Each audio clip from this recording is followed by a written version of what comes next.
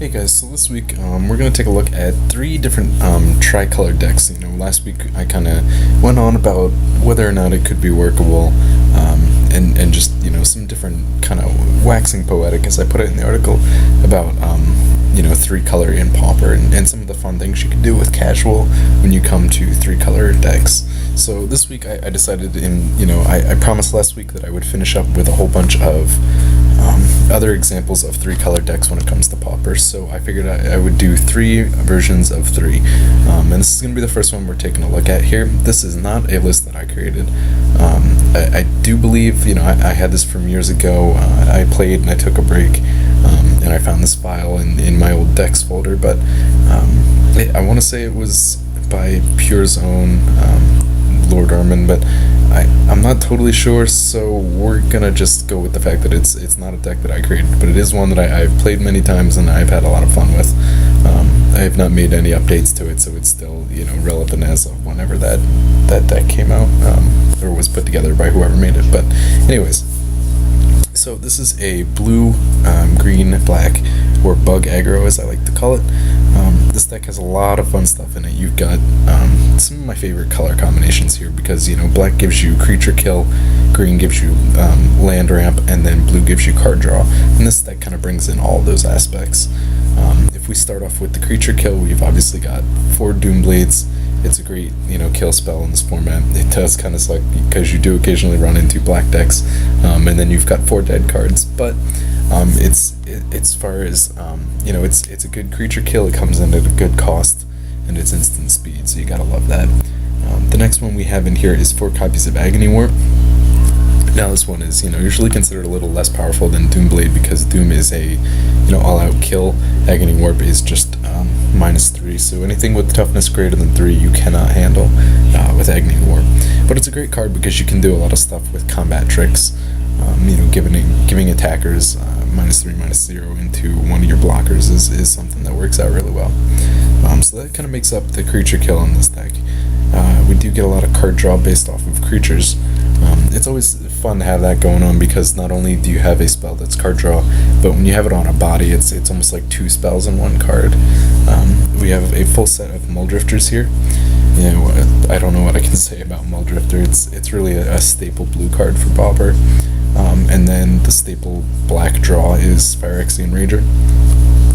Excuse me, it's 3 cost, 2/2, pay a life and draw a card. So these really work great to build up your hand advantage, and that's something that I've always considered very important. This deck also brings in 4 copies of Coiling Oracle. Fits great in the mana curve. It's low. It acts as mana ramp as well as card advantage. And between these 3 cards, you really get a lot of fun stuff going on with this card draw. Like I always say, I'm a big fan of hand advantage. We also get some discard through this. We run 2 copies of Raven's Crime. I've really, since a couple articles ago when I started playing around with the retrace abilities, the Jund one had it last week. I've really kind of grown accustomed to these. I really like the fact that I can, in the mid to late game, I can dump lands and still do something relevant. I'm always the player who is increasingly frustrated by getting so many lands. You get to that point mid-game and you just need one spell to push it over the edge and get you the win, and you just can't do it because you're drawing lands. That's why I've always loved, fetches like Terramorphic, because it thins it out. And you also get some options with the Civic Wayfinder as well. When that tutors up a land, it goes to your hand, so that gives you an opportunity in the mid to late game to get a land in and use another Raven's Crime. So, between the Raven's Crime, we also have 4 copies of Ravenous Rats. Another black staple card right there for a little bit of hand control on a 1/1 body, so that's a great thing right there. Now we also bring in 3 copies of the Wickerboro Elder. I've talked about this the past couple weeks as well. I've really had a lot of fun having this in the main deck. I think it's fantastic when it comes to casual, because usually in casual you're playing a single game as opposed to a match, so there's no sideboard options. And having that artifact control main deck is great, but I hate wasting 3 card spots on something like Naturalize, where it's specifically enchantments and artifacts, and if your opponent is not playing any of those, then that's a dead card. It's just as frustrating as playing mono black with the 4 Doomblades. It's just a dead card, and I hate it. But with the Wickerboro Elder, even if he doesn't have those fine. It's a little bit of a high-costed 3/3, but it's still, it's a great thing to have. So the last thing we'll talk about real quick here is the deck also runs 4 copies of Worn Pilferers. This is a lot of fun. You can use it on an evoked Muldrifter to get it back in the later times in the game. It does allow you to return a creature card. Let's enlarge this right here. I don't know if you'll be able to see it, but it allows you to return a creature card to your hand.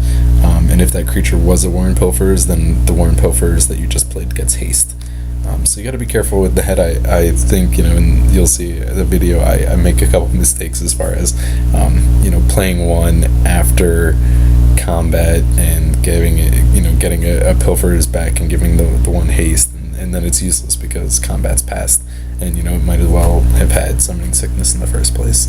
But that's, the deck, it's really pretty straightforward. I mean, you really can't get much more straightforward than this, and I'm really a big fan of it. It's a lot of fun when it comes to casual. I mean, it's got the card draw, it's got the land ramp, it's got reanimation, it's got, hand control, it's got creature control. You really have a perfect almost balance of almost any mechanic you can come across within the game.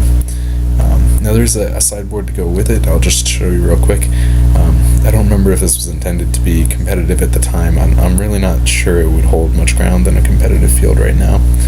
There's a lot of really, really tough decks out there. But anyways, this is the sideboard that it came with. Brain Bite.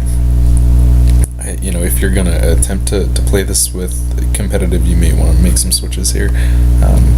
Because it's running 3 copies of Fester Creep, 2 negates, 4 copies of Quag Sickness. I guess this is, a great casual if you're playing matches, that will be, something great for killing creatures.